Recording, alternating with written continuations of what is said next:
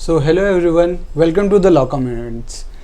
जैसा कि जानते हैं हमारी guidance series is still on a run. हम लोग कई लोगों के साथ इंटरव्यूज़ करते हैं। आज हमारे साथ एक बहुत ही मैं बोलूँगा फाइटर हैं जो हमारे गेस्ट हैं, that is advocate Atul Jain sir. इनकी बहुत इंटरेस्टिंग स्टोरी रही है जो हम इन्हीं के मुंह से सुनेंगे, बट पहले मैं आपको इनके बारे में थोड़ा सा बताता हूँ। इन्होंने देवान लॉ कॉलेज से अपनी ग्रेजुएशन करी BA LLB में 2009 में एनरोल हुए। उसके बाद ILI से इन्होंने डिप्लोमा किया कॉर्पोरेट लॉ एंड मैनेजमेंट में, एंड सिम्बायोसिस इंस्टीट्यूट से इनके पास एक और डिप्लोमा है जो कि है इनका HR एंड मैनेजमेंट में। After passing out from Dewan law college ये दीवान लॉ कॉलेज के ब्रांड एम्बेसडर भी बने हैं। एंड इनकी स्कूल ख़त्म होने के बाद लॉ करने की जर्नी और उसके बाद इस स्टेज तक आने की जर्नी बहुत अमेजिंग रही है, जो कि अब हम लोग सर से ही सुनेंगे। Welcome sir, welcome to the law communications. And thank you for your nice introduction and your kind words. So, it's been not so much interesting though. लेकिन since आपने एक term use किया है interesting, तो I would like to live up to that. तो first of all, thank you so much. Thank you sir. तो sir हमारा पहला क्वेश्चन आपसे, आपका कोई लॉ बैकग्राउंड रहा है और are you the first generation lawyer? I am a first generation lawyer. मेरे घर में एज सच कोई मेरे से पहले प्रैक्टिसिंग लॉयर नहीं रहे हैं, लिटिगेशन लॉयर नहीं रहे हैं। एक टर्म बहुत यूज होता है इंडियन सोसाइटी में, first generation lawyer, second generation lawyer. थोड़ा सा मैं डिस्टिंक्शन यहाँ एक करना चाहूँगा कि first generation lawyers are also of two kinds. देखिए, फर्स्ट जनरेशन वुड मीन कि जो अपनी फैमिली में पहले लॉयर हैं, yes sir, but still there are two distinctions which can be done. One is first generation lawyers who are coming from very affluent background. Yes sir. Another class would be first generation lawyers who are not from so affluent backgrounds. तो एक difference वहां पे जरूर आता है, क्योंकि जब आप लॉ करके निकले, may be you are a first generation lawyer, लेकिन यदि आपके पास एक अच्छी बैकिंग है in terms of financial support of your family, तो चीजें बहुत इजी हो जाती हैं, एक रास्ता आसान हो जाता है। जैसे I remember somebody who used to intern at my sir's office, तो he was from a very wealthy family. Law पूरा करते ही उन्होंने, जैसे ही उनका लॉ पूरा हुआ, तुरंत ही उनके डैडी ने उनको एक साउथ दिल्ली के पॉश एरिया में ऑफिस खोल के दिया with all amenities and all library and जो भी गैजेट्स आर रिक्वायर्ड। तो he did not have to work for the infrastructure or for the office for that matter. There is another class of first generation lawyers जिनके family में कोई lawyer नहीं थे पीछे, साथ में जो भी उन्होंने किया right from the word go, वो एक स्क्रैच से स्टार्ट किया।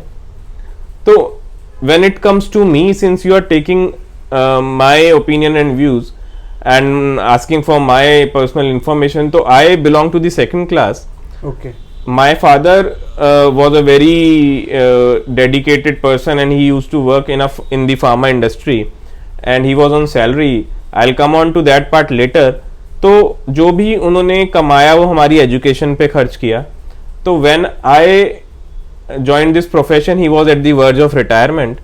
तो whatever I had to do, I am not boasting of myself, it may sound so, लेकिन जो भी हुआ स्टार्ट वो मैंने स्क्रैच से स्टार्ट किया, including the infrastructure, appointing the staff and buying all whatever is necessary to run a private litigation office. So first generation को मैं इस तरह से डिस्क्राइब करूंगा, first generation coming from a very financially sound background and first generation lawyer starting from the scratch. मतलब slow buildup रहा आपका। बिल्कुल, कोई मतलब फाइनेंशियली कोई बैक हैंड नहीं था। बिल्कुल बिल्कुल। ओके, सो सर हमारा नेक्स्ट क्वेश्चन आपसे रहेगा कि what kind of cases you deal with?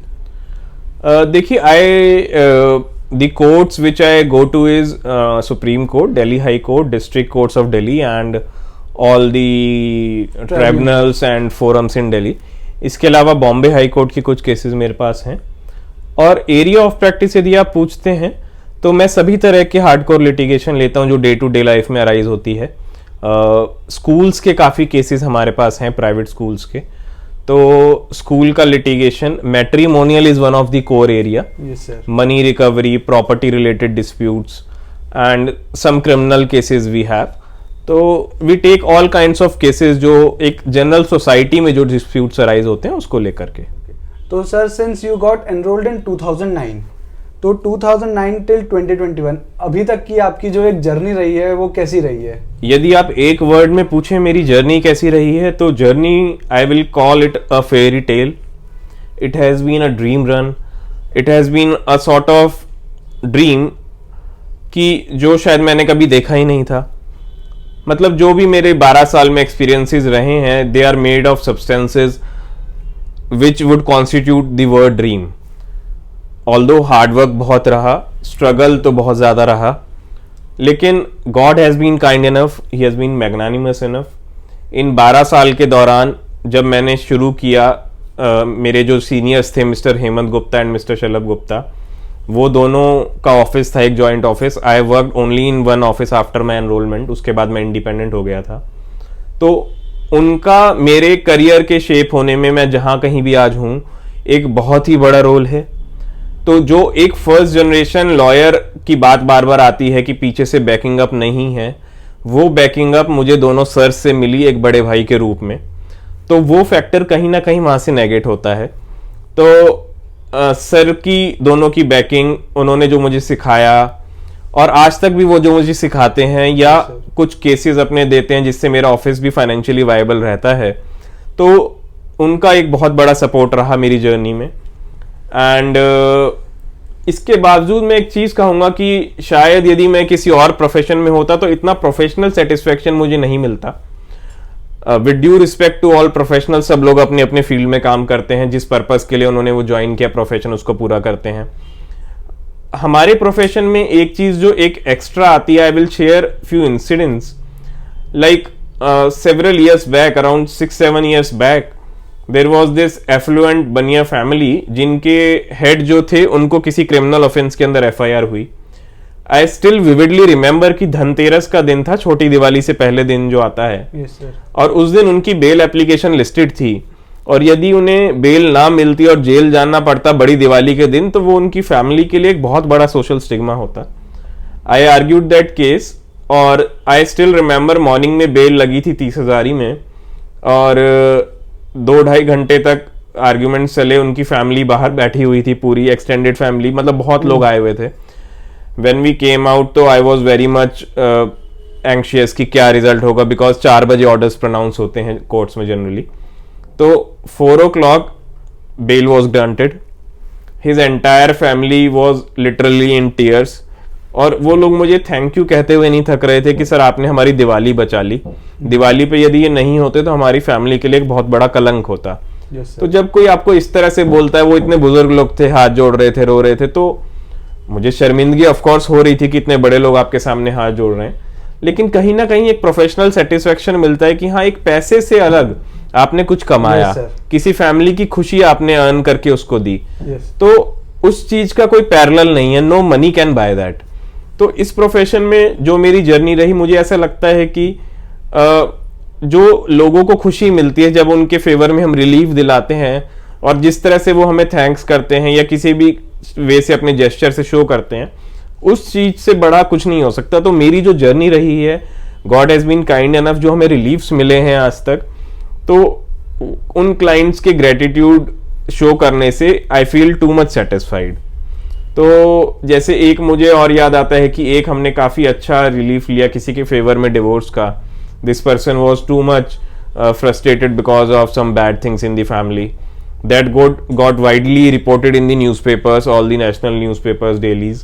तो वो भी कहीं ना कहीं एक सेटिस्फेक्शन होता है कि हाँ, आपके काम को एक रिकॉग्निशन मिल रहा है, आप नेशनल पेपर्स में आ रहे हैं, पीपल आर रीडिंग, फिर लोग आपको अप्रोच करते हैं पढ़ के कि आपने कुछ किसी को रिलीफ दिलवाया. तो it goes like this. Yes sir. तो the single word for my professional journey would be fairy tell.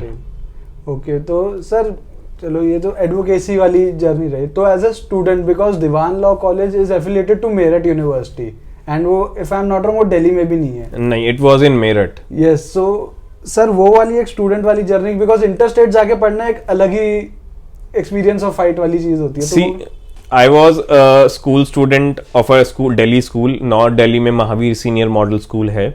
Yes sir. तो वहाँ पे प्रिंसिपल थे मिस्टर एस.एल. जैन. उनका भी अपना बहुत बड़ा हाथ रहा मेरे करियर शेप होने में.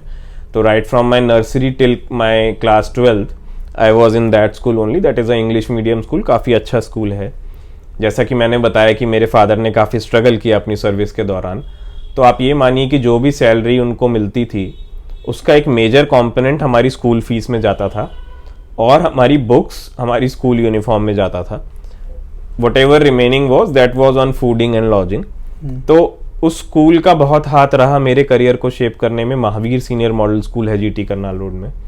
उसके बाद I did my law from Dewan law college CCS university Meerut. Although CCS university के बारे में लोग बहुत अच्छा इंप्रेशन नहीं कैरी करते, लेकिन मेरा अपना पर्सनल एक्सपीरियंस बहुत अच्छा रहा। मुझे गोल्ड मेडल भी मिला दीवान से लॉ में टॉप करने के लिए। तो ऐसा नहीं है कि दिल्ली से जाके मेरठ पढ़ने से किसी का कुछ नुकसान होता है या यू डोंट लर्न एनीथिंग। देखिए, मैंने 5 साल का जो कोर्स किया वहीं से किया, सो आई कैन से कि whatever I am is much because of Dewan law college only. तो लेकिन हाँ, एक हैसल जरूर थे। 5 साल का कोर्स था, उसके बीच में 2 साल ऐसा हुआ कि दिल्ली और यूपी और यूके उत्तराखंड के बीच में बस सेवाओं का कुछ प्रॉब्लम रहा। तो दिल्ली से मेरठ जब मैं कम्यूट करता था, for 2 years out of my 5 years course मैं कम्यूट किया दिल्ली से डेली। तो उन 2 साल के बीच में एक फेज ऐसा आया जब बसेस बंद हो गई दिल्ली से मेरठ डायरेक्ट, और कॉलेज रोज पहुंचना होता था 10 बजे। तो यूपी और उत्तराखंड रोडवेज के बस वाले मुझे बिठा लेते थे रिक्वेस्ट करने पे कि मैं स्टूडेंट हूँ और क्लास अटेंड करने जाना है। वो टिकट नहीं देते थे एक तो, लेकिन पैसे पूरे लेते थे। तो I had no choice but to go to college like that. I vividly remember कि हमारा एक एग्जाम होता है, you can appreciate being a law graduate, there is a subject called interpretation of statutes, which is considered to be a very tough subject and a very tough examination. तो उसका exam था मेरठ में, हमारे college में ही centre था। तो बस मिली नहीं जैसे, क्योंकि सर्विस बंद थी मैंने बताया। तो उत्तराखंड रोडवेज की एक बस थी, उनको रिक्वेस्ट किया कि मेरा एग्जाम है प्लीज बिठा लीजिए। उन्होंने पैसे पूरे लिए, तो मुझे वहां बिठाया गया। जैसे ड्राइवर की सीट के बराबर में एक इंजन के ऊपर एक कवर होता है जहां से गियर्स ड्राइवर चेंज करते हैं।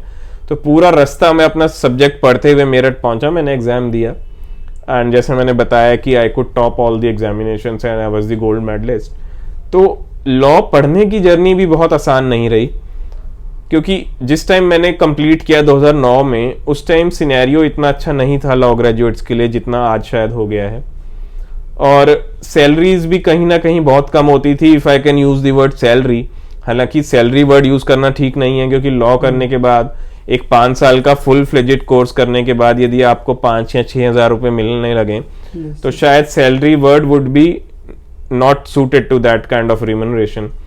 तो बहुत मुश्किल रहा लॉ करने के बाद।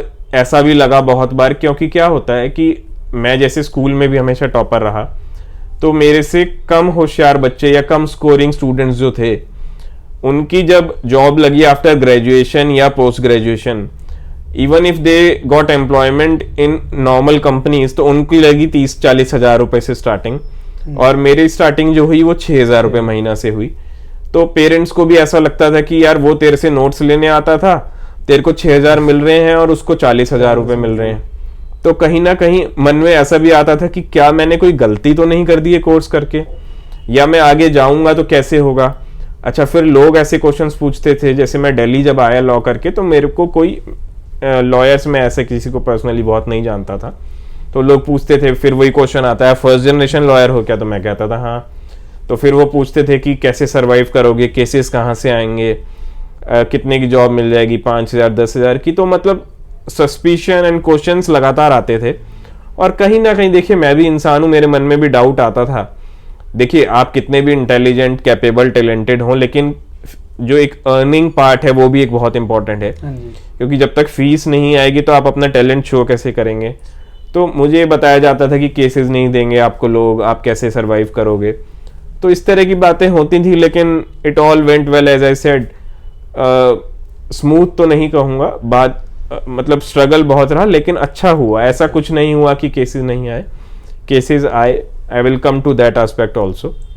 सो to sum up, the schooling was very good.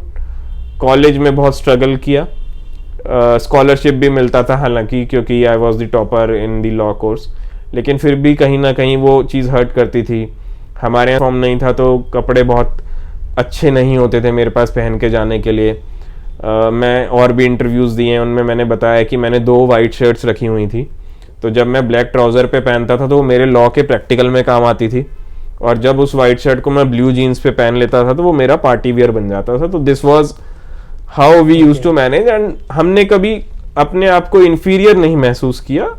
मैंने फादर से, अपनी मदर से, फैमिली में यही सीखा कि जितने रिसोर्सेज हैं उसमें आप बेस्ट पॉसिबल कैसे मैनेज करें। तो वो भी एक टाइम था, निकल गया।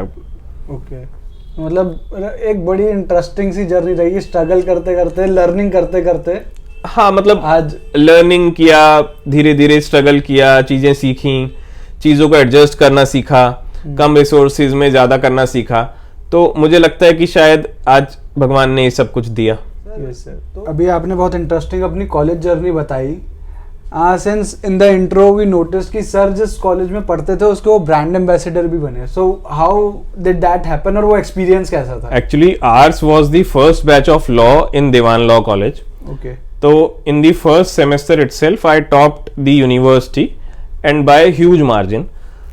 सेकेंड ईयर में आते आते, सिंस थोड़ा सा मैं दिल्ली से था, मेरी इंग्लिश लैंग्वेज पर कमांड थी, तो I could excel in all the debates. Inter college debates होती थी मेरठ में, तो मेरे को 3 साल लगातार फर्स्ट प्राइज मिला।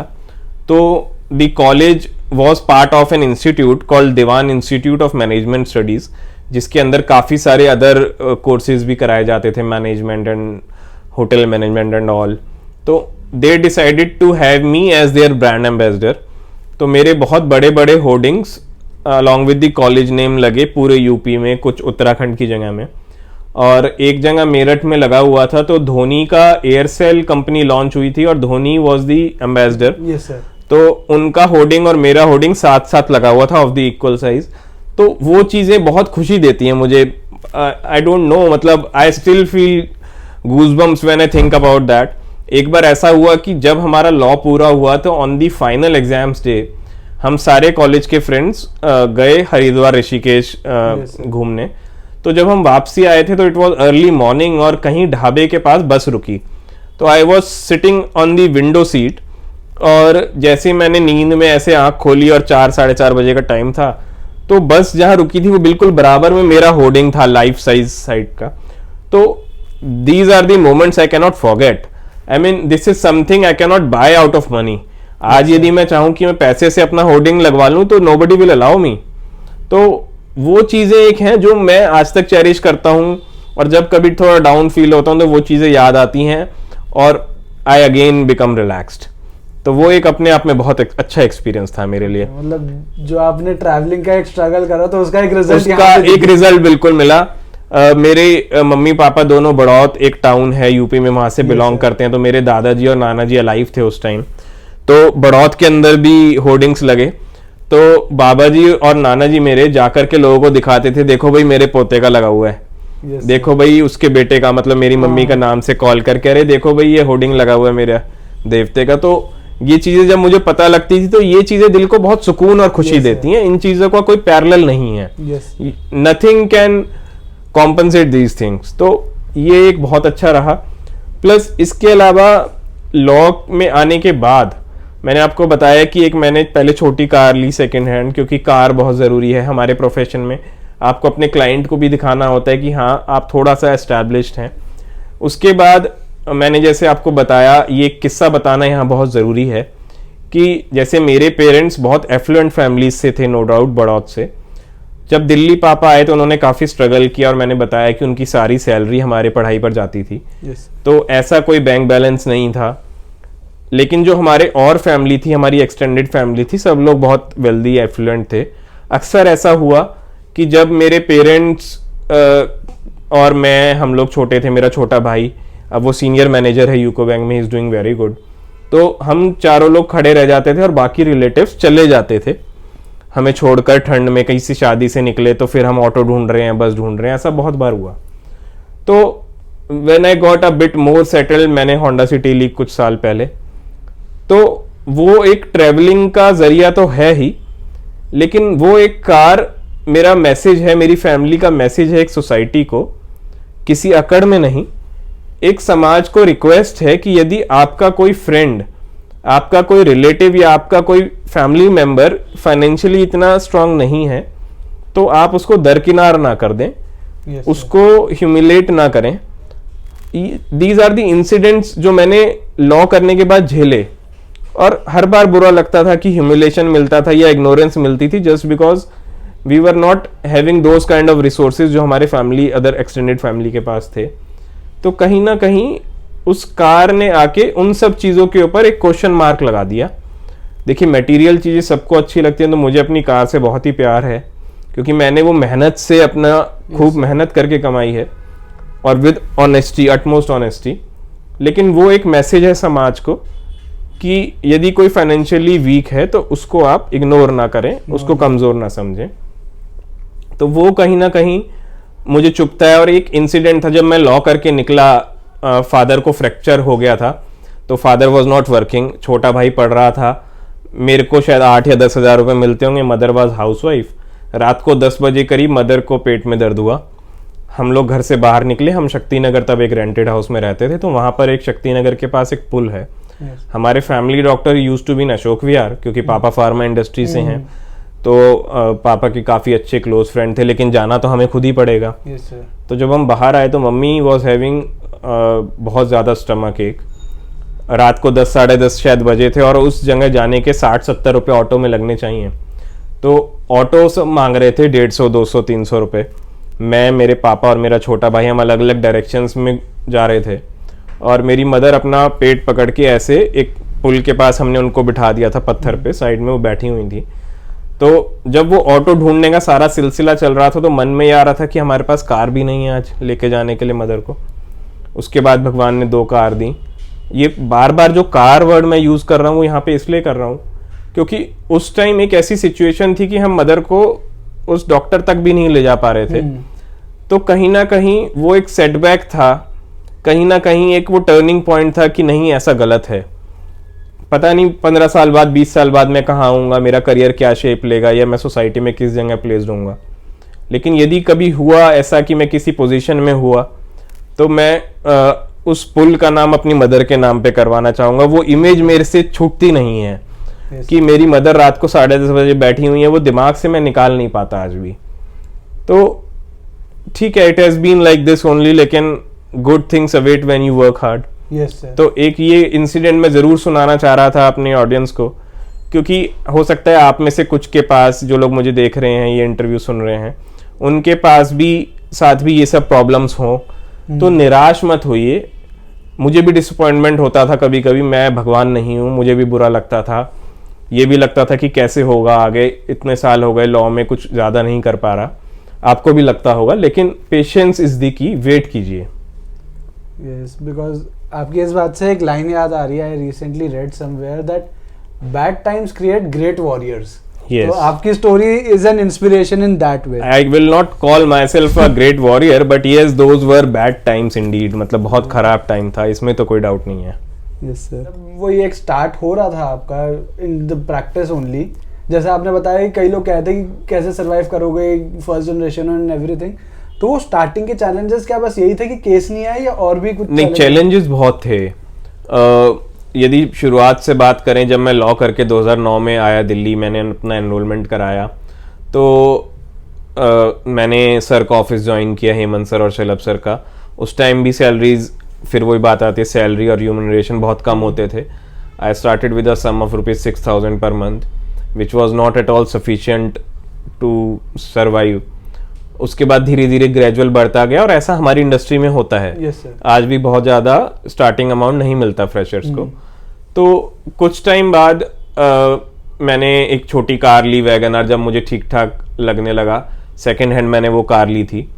फिर वन डे आई थॉट कि it's time to get independent. तो 2 साल 9 महीने मैंने सर के साथ काम किया पूरा, और फिर उनसे परमिशन लेके मैंने इंडिपेंडेंट जब शुरू किया काम करना, तो सबसे पहली हर्डल जो आई वो एक थी ऑफिस स्पेस की। क्योंकि यदि आप कहीं चैम्बर में नहीं बैठ रहे हैं और कहीं कैंटीन में बैठ के क्लाइंट को एंटरटेन कर रहे हैं, तो एक इम्प्रेशन आप अच्छा नहीं देते क्लाइंट को, क्योंकि उसकी लाइफ और लिबर्टी स्टेक पे है उस केस में। तो वो चाहेगा कि वो बेस्ट से बेस्ट प्रोफेशनल को अपना केस दें। तो lack of funds, lack of office एक बड़ा प्रॉब्लमेटिक एरिया था। धीरे धीरे फिर दिल्ली हाई कोर्ट में मेंबर लिया, फिर उसके बाद धीरे धीरे आगे काम करना शुरू किया। तो स्टार्टिंग ईयर्स में ये प्रॉब्लम हुई कि apart from funds and all, दिक्कत ये भी हुई साथ में कि केसेस कहाँ से आए। आई रिमेंबर कि जब मैं इंडिपेंडेंट हुआ तो मेरे पास टोटल शायद 5 या 6 केसेस थे। यदि उनकी हियरिंग की बात कर ली जाए तो शायद एवरेज ये आता था कि हर महीने में 4 या 5 डेट लगती थी, तो टोटल हफ्ते में 1 या 2 एवरेज आता था। अब बाकी 4 दिन आप क्या करेंगे। तो व्हाट आई डिसाइडेड वाज कि जो मेरे सीनियर्स थे और जो मेरे फ्रेंड्स थे, मैंने उनको बताया हुआ था कि I am free most of the time, तो आप मुझे अपने केसेस दीजिए और मैं उनके केसेस जाके अटेंड कर लिया करता था, so that I do not lose touch. और ये मैं अपने लिसनर्स को, अपने ऑडियंस को भी बोलूंगा कि जब आप इंडिपेंडेंट हों और आपके पास डेली अपीयरेंसेस नहीं हो तो अपने फ्रेंड्स, अपने सीनियर्स के केसेस लीजिए और उसको अटेंड कीजिए। तो मैं ऐसा किया करता था। फिर भी ऐसे दिन होते थे कि there was no case to attend despite all the circle. तो मैं क्या करता था, I would get up in the morning, I would get ready with all my uniform and everything, and I used to go to High Court and sit in the canteen and in the library, and the entire day either I would read something, do research on some judgments, और मैं लोगों से मिलता था वहाँ पे, court hearing में जाके सुनता था, दूसरे लॉयर्स जो आर्ग्यू करें सुनता था, क्योंकि सीखने के लिए आपको एक पर्टिकुलर सीनियर नहीं चाहिए, आप किसी से भी कुछ सीख सकते हैं। तो सुनता था, केसेस देखता था लिस्ट में कि so and so high profile case लगा हुआ है, तो mister so and so would be arguing in that matter tomorrow, तो मैं जाके उस कोर्ट में बैठ के सुनने लग जाता था। तो I used to pick up the art of arguing कि वो लोग कैसे कर रहे हैं, तो I used to try to adopt that. तो इस तरह से धीरे धीरे हुआ, फिर केसेस बढ़ने लगे, रिजल्ट्स आने लगे, लक भी बहुत फेवर करता है। रिमेंबर कि एक केस आया था मेरे किसी क्लोज फ्रेंड के नाना जी थे, वो उन्होंने मुझे एक केस दिया शुरू में, तो मैं घबरा करके मैं फाइल वापस कराया उनके घर पे कि शायद मैं नहीं कर पाऊंगा, it was a criminal case. और फिर बिकॉज वो केस आना था और ये सब होना था, मैं कहीं ना कहीं किस्मत में विश्वास जरूर करता हूँ, वो फाइल दोबारा मुझे घर पे दे गए। घर से फोन आया कि वो शाम को आए थे, फाइल दे गए, और उन्होंने मुझे फोन करके बोला कि केस तो आपको ही करना है। तो मुझे ऐसा लगा कि शायद ये समाव कोई साइन है नेचर का, कुदरत का, कि फाइल वापस दे के भी वो मुझे दे गए, जबकि मैं कोई ऐसा नामी गिरामी लॉयर नहीं था। तो मैंने कहा शायद मुझे करना चाहिए। मैंने बहुत मेहनत की, उसमें बहुत अच्छा रिलीफ मिला। फिर उन्होंने मुझे काफ़ी केसेस दिए, जिससे मेरे नंबर ऑफ केसेस तो बढ़े ही बढ़े, साथ में एक अर्निंग का बेस मेरा उस केस से शुरू हुआ। उन्होंने केसेस दिए, he was a very good पे मास्टर, उन्होंने काफ़ी फीस दी मुझे। तो जब आप फाइनेंशियल स्टेबिलिटी की तरफ बढ़ते हैं कहीं ना कहीं, तो यू फील मोर कॉन्फिडेंट। जैसा मैंने शुरू में भी कहा कि आप कितने भी इंटेलिजेंट और टैलेंटेड हो, यदि इनकम अच्छी नहीं हो तो प्रॉब्लम होती ही होती है।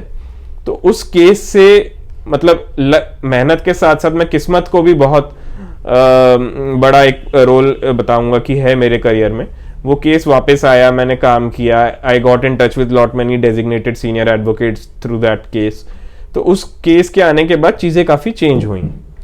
तो उसके बाद धीरे धीरे और केसेस बढ़ते रहे। फिर अब हमारे पास कुछ स्कूल के पैनल्स हैं, and after all as you know lawyers can not advertise themselves, it is all and all word of mouth only.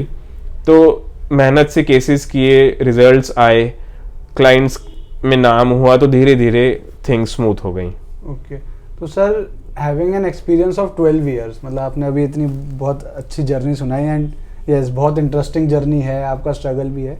But 12 साल के एक्सपीरियंस में आज भी तो कुछ इश्यूज आते ही होंगे, कुछ प्रॉब्लम्स आती होंगी आपको। अब प्रॉब्लम्स दूसरी तरह की आती हैं। प्रॉब्लम्स ये आती हैं कि अब काम ज्यादा होता है, गॉड इज काइंड इनफ, काम ज्यादा होता है और टाइम कम है, there are so many courts to attend every day. तो अब प्रॉब्लम दूसरी नेचर की आ रही है। God is so magnanimous. Okay तो सर, मतलब सिंस यू सेड कि बहुत सारे कोर्ट्स अटेंड करने होते हैं, so there is a backlog of cases, उन चीजों पे आप कैसे मतलब हैंडल करते हो, क्या कहना चाहेंगे? देखिए, मैं जनरली बताऊं तो we try to attend all the cases in the most efficient manner as far as my law office goes, कि जो भी क्लाइंट केस देते हैं वो मुझे अपना केस मेरी फेस वैल्यू पर देते हैं, और उनके लिए वो केस बहुत इंपॉर्टेंट है। उनको मिस्टर XYZ के केस से कोई मतलब नहीं है। तो वी ट्राई कि हम इस तरह से अपना शेड्यूलिंग करें कि हम सारे केसेस मैं खुद से अटेंड कर पाऊं, और मेरे एसोसिएट्स हैं, मेरी टीम है, सब लोग कर पाएं। रिगार्डिंग एक जनरल बात, जो एक जनरल एलिगेशन जुडिशियल सिस्टम पर लगता है regarding the huge backlog of cases, regarding the pendency of cases, देखिए मैं ये कहना चाहूंगा कि मैं भी इस सिस्टम का एक पार्ट हूं और मुझे भी काफी टाइम अब हो गया है, तो I can very well say that देखिए हमारे देश का, हमारी कंट्री का पॉपुलेशन लगभग 140 करोड़ है। yes, sir. और एक ह्यूमन टेंडेंसी है ये सभी सोसाइटीज में, and from the time immemorial की disputes are bound to arise. दो लोग होंगे तो झगड़ा होगा ही, there may be different interpretation of written contracts, दो लोगों की अपनी राइट्स को लेके कुछ झगड़े होंगे। तो मेरा कहने का मतलब है कि इतने विशाल देश में, इतने बड़े देश में cases are bound to happen, litigations होंगी ही होंगी, and the resources are limited. देखिए सभी रिसोर्सेज लिमिटेड हैं। yes, आप एयरवेज देखिए, रेलवेज देखिए, similarly the judicial services are also limited. तो बैकलॉग होने का एक मेन कारण यह है कि we have such a huge country and the litigations are arising day by day. तो it is not as if ki the judiciary, the judges, the court staff, the lawyers, they are not working. I personally know that judges are overworked, the court staff is overworked, the lawyers are also trying their best to get the cases settled. As if I talk of myself, I am the most happiest person on the planet whenever my case gets settled. बहुत सारे alternative dispute resolution systems भी आए हैं judicial systems के अलावा, जैसे arbitration, mediation, जो कि लिटिगेशन को स्टार्टिंग में, लाइक वी से निपिंग इन दी बर्ड, स्टार्टिंग में ही खत्म करने का काम करते हैं। तो ऐसा नहीं है कि बैकलॉग किसी की गलती की वजह से है, बैकलॉग हो गया है because the number of litigants are so high. But take my words, everybody is working so hard that backlog खत्म हो, केसेस रिजॉल्व हो, डिस्प्यूट्स कम हो। Yes, sir. Sir, since we are getting so much knowledge, we have seen there are many young law aspirants and many new are coming each day. तो आप उनको कैसे motivate करना चाहेंगे इस फील्ड के लिए? देखिए मैं ये कहना चाहूँगा कि आप IAS प्रोफेशन में you are most welcome, there is huge scope, आप मेहनत कीजिए। हाँ, किस्मत का एक रोल ज़रूर होता है, लेकिन there is no alternative to hard work. आप मेहनत कीजिए, इंटेलिजेंस से काम कीजिए, the sky is the limit. आप ये बात याद रखिएगा, आज से 10 साल बाद, 15 साल बाद जब आप सेटल हो जाएंगे, आप मेरे वर्ड्स याद कीजिएगा, the sky is the limit. एक छोटी सी बात मैं यहाँ शेयर करना चाहूँगा, और वो ये है कि सपोज एक पेरेंट के 2 बच्चे हैं, एक बेटे ने लॉ किया और ये किसी के साथ, मेरे नॉन टू के साथ हुआ है, लॉ किया, और दूसरे बेटे ने MBA किया, बोथ टुक 5 years। तो जिस बच्चे ने लॉ किया, तो जब वो निकला और उन्होंने कोई लॉ फर्म ज्वाइन किया तो उनको केवल 8-10 हज़ार रुपये मिले। जिसने MBA किया, BBA करने के बाद उनका भी 5 साल में कोर्स हुआ, उसको स्टार्टिंग में ही एक छोटी कंपनी में 40,000 से स्टार्ट हो गया। तो पेरेंट्स ने उनको स्टार्ट कर दिया कंपेयर करना। तो in the end the person who did his law, उसको वो छोड़ना पड़ा, and he went to a corporate law firm जहां पे उनको सैलरी ज्यादा मिल सके। But then there is a distinction that one has to understand. देखिए, मे बी यू स्टार्ट, जैसे मैंने 6,000 में किया था, may be today people start with 15,000 20,000 in average law firm. लेकिन यदि हम इसका दूसरा एस्पेक्ट देखें, जो सीनियर एडवोकेट्स हैं, डेजिग्नेटेड सीनियर एडवोकेट्स हैं, on an average with my experience I can say that they charge up to rupees 1 lakh per appearance. Yes sir. और दिन में 5 से 7-8 appearances होती हैं, which means a daily income of 7 to 8 lakh rupees all in white. तो क्या मुझे आप कोई ऐसा प्रोफेशन, कोई ऐसी जॉब या कोई ऐसा बिजनेस बता देंगे कि जिसमें बिना इन्वेस्टमेंट के आप डेली 7 से 8 लाख रुपए कमा सकें, and you are your own boss? Once I was sitting outside waiting for some designated senior with for a meeting, और जो मेरे client थे, he is a renowned businessman of Delhi, तो the senior advocate, he was charging around 1.5 lakhs, I don't remember exactly, per appearance. तो he was very much willing to pay। तो उनको लगा तो टाइम बहुत ज़्यादा हो गया, क्योंकि सर अंदर बिजी थे। तो उन्होंने मुझसे पूछा कि सर ये इतना बिजी हैं अंदर, कि ऐसा क्यों, मतलब हमारा केस की तैयारी कर रहे हैं अंदर, ये क्या बात है? तो मैंने कहा वो तैयारी नहीं कर रहे होंगे, वो किसी और क्लाइंट के साथ बिजी हैं। तो he was in the impression कि शायद वो एक दिन में हमारा ही केस करेंगे। तो बोले ऐसा क्यों? मैंने कहा भाई उनके और भी केसेस होंगे कल। तो बोले सर और केसेस होंगे और सबसे ही इतनी फीस लेते होंगे? मैंने कहा 10,000 प्लस और माइनस। तो उन्होंने दिमाग में कैलकुलेट किया, he was a very big businessman mind you, तो ही सेड कि अरे 8 से 10 लाख रुपए एक दिन में ही कमा लेंगे। तो बोले हम तो सोचते थे कि हम ही बहुत बड़ा बिजनेस कर रहे हैं। तो he is earning much more than us. तो इस छोटे से एग्जाम्पल से मैं एक ये मैसेज देना चाहता हूँ पेरेंट्स को खासकर, कि यदि आपका बच्चा लिटिगेशन में अपना करियर बनाना चाहता है, may be the starting would be from 15,000 20,000 today, लेकिन then sky is the limit. यदि आप अपना नाम कमा लेते हैं तो कोई रोक नहीं सकता आपको, मुंह मांगी फीस आप मांग सकते हैं, बस शर्त यह है कि आपको मेहनत करनी होगी। You have to be result oriented. Yes sir. So sir like you said कि बच्चों को हार्डवर्क हमेशा करना चाहिए, बट कोई एक ऐसा वर्ड या कोई एक ऐसा mantra which you would like to tell the law aspirants और एनीवन इन द फील्ड और words of wisdom? If you ask for a single word, it would not be hard work. I would rate patience over hard work, because hard work काफ़ी लोग करते हैं, लेकिन हमारा profession का peculiar बात यह है कि हार्ड वर्क करने के बावजूद भी सिंस केसेस नहीं आते हैं आपके पास, ऑब्वियसली फीस नहीं आती, तो कहीं ना कहीं निराश होकर डिसअपॉइंट होकर आप छोड़ देते हैं। तो थोड़ा पेशेंस रखिए। So patience would be the mantra as far as the law students and the freshers go. तो I would rate patience over hard work. Yes sir.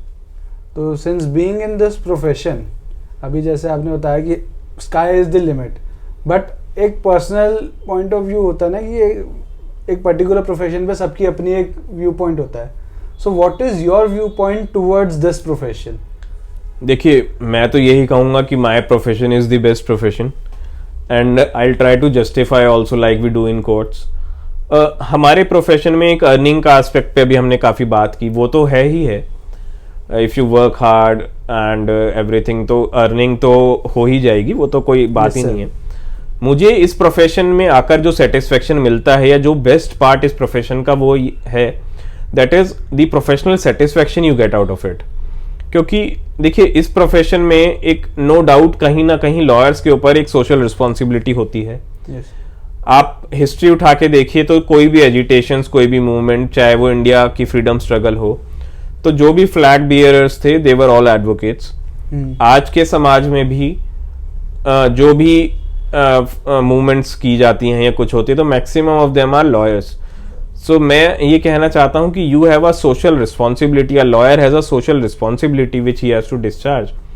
तो जब कोई आपके पास अपनी तकलीफ लेके आता है कि कोई स्टेट्यूटरी बॉडी हेल्प नहीं कर रही, and I am not talking of the cases here, I am talking of the extra things जो आप करते हैं समाज के लिए without any fees, of course, needless to say, तो तब ये लगता है कि हाँ, आप कहीं समाज में किसी पोजीशन पे हैं, उसको डिफाइन नहीं किया जा सकता पोजीशन पे, लेकिन people look up to you कि हाँ, आप शायद कुछ काम करा सकते हैं। जैसे मैं काफ़ी खुद सोशल वर्क्स में रहता हूँ इन्वॉल्व, कुछ जैसे बच्चों की, लड़कियों की शादी कराने के लिए फंड्स इकट्ठा करना। तो छोटे छोटे ये एफर्ट्स हैं जो कि केस से या मेरे लॉ से जिनका कोई लेना देना नहीं है, लेकिन मैंने ये देखा है कि जो एक सोसाइटी है वो लॉयर को एक बहुत रिस्पेक्टेड फिगर की तरह देखती है।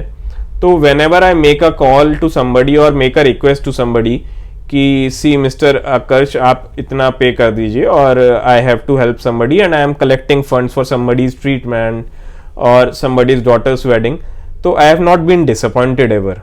तो ये प्रोफेशन की खूबसूरती है कि आप by virtue of being a lawyer समाज में उस ओहदे पे पहुंच जाते हैं कि जहां लोग आपकी बात को टालते नहीं हैं। Yes sir. तो और आप एक पोजीशन एक ऐसी अचीव कर लेते हैं या गेन कर लेते हैं लाइफ में जहां लोग आप पर विश्वास करते हैं कि अच्छा, ये ट्रबल हो गई तो मैं उनको फोन कर लेता हूँ, उनके पास चला जाता हूँ, मेरी प्रॉब्लम सॉल्व कर दी जाएगी। तो इस तरह का बिलीफ यदि किसी का आप में है, तो मुझे लगता है ये लाइफ की ये प्रीशियस अचीवमेंट्स हैं, भगवान के छोटे छोटे गिफ्ट्स हैं।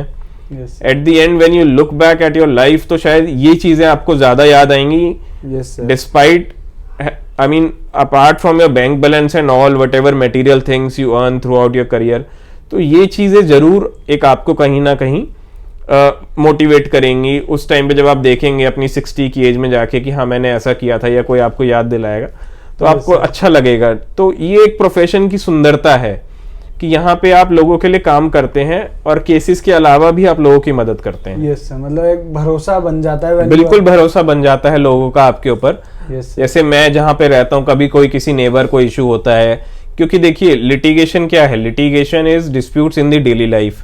किसी का किसी से डिस्कॉर्ड है, किसी को किसी से पैसे लेने हैं, तो लोग विश्वास करके आपके पास आते हैं। तो ये एक आपकी जीवन की अचीवमेंट कहिए या एक जीवन का फलसफा कहिए, तो ये बन जाता है। यस सर, मतलब आपकी इस बात से एक जॉली LLB 2 का एक डायलॉग है वो भी याद आया, जिसमें वो जज साहब बोलते हैं कि भाई लड़ाई किसी की कभी भी हो, इंसान यही बोलता है तेरे को कोर्ट में देखूंगा, क्योंकि उसका विश्वास है, उसका विश्वास है जस्टिस मिलेगी। आपने इतनी अच्छी बात ये बताई है कि आज भी लड़ाई हो जाए, लोग जुडिशरी के ऊपर कुछ भी बोलें, कुछ भी करें, लेकिन जब भी लड़ाई किसी की होती है दो लोगों में, तो वो कहते हैं मैं तुझे कोर्ट में देखूंगा, क्योंकि उनका लॉयर्स पे जुडिशरी पे विश्वास है। मिल सकता है। और let me tell you, being a part and parcel of this profession and the judicial system, I can say this that Indian judicial system is one of the best in the world. Yes, and when it comes to Delhi, it is one of the best amongst the country.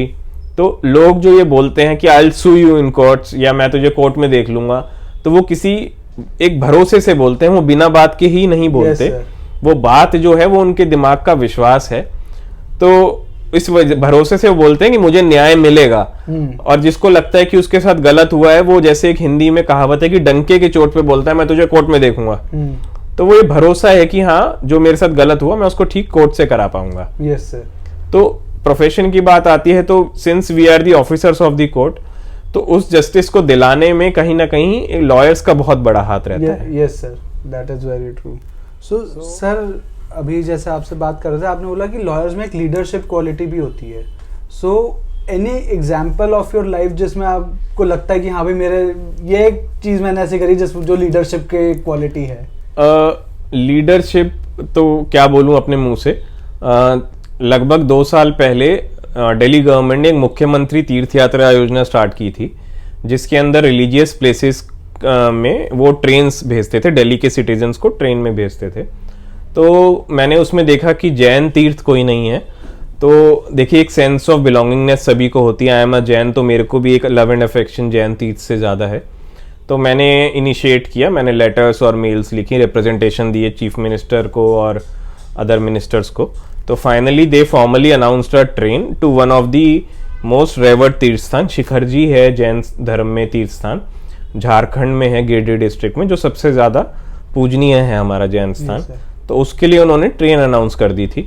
तो उसके अंदर मुझे लगा कि कहीं ना कहीं lead लेकर के हम समाज को लीड कर सकते हैं अपने, और कोई ऐसी चीज को अंजाम दे सकते हैं जो कि शायद नहीं कर रही है गवर्नमेंट या कोई अथॉरिटी नहीं कर रही है। तो आप लीड लीजिए, क्योंकि आपके पास लॉज की जानकारी है, तो आप अपनी लीड लेकर के उस चीज को आप अंजाम तक पहुंचा सकते हैं। और मुझे ऐसा लगता है कि लॉयर्स को ऐसा करना चाहिए, ना केवल अपने धर्म के लिए, बाकी दूसरे धर्मों के लिए भी और पूरे समाज के लिए। ये तो मैंने आपको एक एग्जाम्पल दिया जो मुझे ध्यान आया। Otherwise irrespective of your religion and caste, आपको लीड लेकर के हेल्प करनी चाहिए लोगों के लिए। Okay sir, like the last question we asked you कि इस प्रोफेशन में आपका क्या हुआ? आपने बताया कि एक लॉयर के साथ साथ एक सोशल वर्क भी हमारी तरफ रहता है। तो other than your core litigation, what all activities you are involved in? काफ़ी एक्टिविटीज़ हैं, जब थोड़ा टाइम मिलता है या निकालना पड़ता है तो मैं करता हूँ। जैसे दिल्ली पुलिस के हेडक्वार्टर्स हैं ट्रैफिक यूनिट के टोडापुर में। तो for last few months 1 Monday out of every month I go and take lectures. तो दिल्ली पुलिस के पर्सनल्स वहाँ पे होते हैं, दिल्ली पुलिस और ट्रैफिक पुलिस दोनों के पर्सनल्स वहाँ होते हैं। तो मैं जाके लेक्चर्स लेता हूँ on the various laws which concern the Delhi police, और कैसा उनका डेमेनर होना चाहिए, कैसा उनका बिहेवियर होना चाहिए रोड्स पे। तो this is one of the things that is related to law and I do. I am very much honoured rather कि दिल्ली पुलिस मुझे बुलाती है लेक्चर देने के लिए, क्योंकि वहाँ पे जो ऑफिसर्स होते हैं they are of the rank of sub inspectors and all. तो I feel very good at that. तो this is one of the thing that I do apart from my litigation. जैसे मैं जैन धर्म के लिए मैंने बताया मैं कुछ कुछ करता रहता हूँ। एक हमारा तीर्थ स्थान है, मैंने बताया शिखर जी करके। तो एक ट्रेन जाती है वहाँ पे, Purushottam express, that is one of the trains. और जो नियरेस्ट स्टेशन है विच इज़ पार्श्वनाथ, वो हमारे भगवान जी के नाम के ऊपर ही है। Yes, sir. तो उसके स्टॉपेज वहां बंद कर दिए गए। तो कुछ लोगों ने मुझसे फिर वही बात आती है उम्मीद के उस पर बोला कि सर वो स्टॉपेज बंद हो गया और उसके कारण हमें काफ़ी इनकन्वीनियंस हो रही है। तो रिसेंटली ही मैंने रेलवे मिनिस्टर श्री अश्विनी वैष्णव जी को लेटर लिखा and I am quite hopeful कि वो स्टेशन फिर से शुरू हो जाएगा और जो तीर्थयात्री वहाँ यात्रा करने जाते हैं उनको वो एक सहूलियत फिर से मिल पाएगी कि वो नियरेस्ट स्टेशन पर उतर सकें ट्रेन से। और एक्टिविटीज़ की बात करें तो जैसे मुझे कुछ टाइम पहले रियलाइज़ हुआ कि बर्थडे मनाकर अपने फ्रेंड्स, अपनी सोसाइटी में अपनी फैमिली को लंच या डिनर पे ले जाके और 8-10 हज़ार रुपये मैं खर्च करूं और वो मुझे गिफ्ट दें, इससे कुछ खास फ़ायदा होता नहीं है। Because we day in and day out we are eating the same food in big restaurants and all, तो it is nothing special to be done on my birthday. तो कुछ सालों से मैं अब ऐसा करने लग गया हूँ कि मैं कुछ ऑर्फनेजेस में जाता हूँ और वहाँ के बच्चों के साथ जाके अपना बर्थडे सेलिब्रेट करता हूँ। और मार्क माई वर्ड्स, वो जो कार्ड, ग्रीटिंग कार्ड्स गिफ्ट के तौर पे मुझे देते हैं वो बड़े बड़े लग्जूरियस गिफ्ट से बहुत ज़्यादा वैल्यू रखते हैं मेरे लिए। और वो बच्चों के चेहरे पे जो खुशी होती है, और एक चीज़ का मैं खास ध्यान रखता हूँ कि मैं वहाँ जाके उनके साथ लंच नहीं करता, डिनर नहीं करता, वो तो वो रेगुलर करेंगे ही क्योंकि जो एनजीओ है दैट इज देयर ड्यूटी, वो लंच तो प्रोवाइड करेगा ही। We take different things like pizzas and burgers and all, कि जो चीज़ उनका मन करता है खाने का और वो रेगुलर वे में नहीं खा पाते। तो for last few birthdays I have been doing that. फिर कुछ एनजीओ हैं और वहाँ पे लड़कियों की शिक्षा मुफ्त की जाती है 11वीं-12वीं की, तो उसमें मैं थोड़ा बहुत कंट्रीब्यूट करता हूँ जब मुझे टाइम मिलता है। I am not talking of financial contribution, giving my services as a teacher और दैट वेज। उनके इंटरव्यूज में आई ट्राई। जैसे मैंने बताया कि चांदनी चौक में लाल मंदिर है जो हमारा सबसे पुराना मंदिर है जैन धर्म का। मैं वहाँ हर फ्राइडे जाता हूँ फॉर द लास्ट 11 ईयर्स। बीच के अंदर क्या हुआ कि बीच में वहाँ पे कुछ प्रॉब्लम थी पार्किंग की या पटरियों की या किसी चीज़ की, तो I try to talk to authorities and get them resolve. तो that ways I try to give my inputs in whatever works I can. और जो चीज़ मेरे सामने लाई जाती हैं, कोई किसी प्रॉब्लम के लिए मुझे अप्रोच करता है तो मैं कोशिश करता हूँ कि अपना जितना कंट्रीब्यूशन मैं कर सकूँ मैं ट्राई करता हूँ। तो इस तरह से मुझे लगता है कि खाली पैसा कमाना, केसेस लड़ना कोर्ट में काफ़ी नहीं है, समाज को कुछ देना बहुत ज़रूरी है। मैं अपने स्कूल जाता हूँ जहाँ से मैं पास आउट हुआ हूँ, एक वो फीलिंग अलग होती है जब कोई एनुअल डे होता है या कोई और फंक्शन होता है, मुझे किसी फंक्शन में चीफ गेस्ट या गेस्ट ऑफ ऑनर के तौर पे बुलाते हैं and I share the dais with the trustees जिन्होंने मेरा एडमिशन किया था, जो स्कूल को ओन करते हैं, और मैं साथ में उनके साथ बैठता हूँ स्टेज पे, तो वो एक फीलिंग अलग है। These are the outcomes of the hard work, या जो आप एक्स्ट्रा काम करते हैं। जैसे अभी किसी जैन समाज में किसी अखबार ने मुझे समाज गौरव का एक छोटा सा टाइटल दिया, तो वो टाइटल 2 वर्ड्स का एक छोटा सा ही है, लेकिन मेरे लिए वो बहुत बड़ा है कि मुझे समाज गौरव बोला गया। तो ये चीज़ें बहुत मायने रखती हैं मेरे लिए, एटलीस्ट ज़िंदगी में। पैसा ही सब कुछ नहीं होता, वो तो आ ही जाएगा। तो इस तरह से करके मुझे लगता है कि समाज को कुछ देना चाहिए और समाज फिर आपको किसी न किसी रूप में वो वापस देता है। बहुत सारी चीज़ें आज हमने इस वीडियो में सीखी, बहुत अमेजिंग जर्नी हमने सुनी, कितने स्ट्रगल्स हो सकते हैं, but yet a person can actually touch the sky like sir. So thank you sir for giving us your time. अगर आप लोगों को ये वीडियो अच्छा लगे तो इसे लाइक, शेयर और सब्सक्राइब ज़रूर करिएगा। हम ऐसे ही और गाइडेंस वीडियोस आपके लिए लाते रहेंगे। Thank you.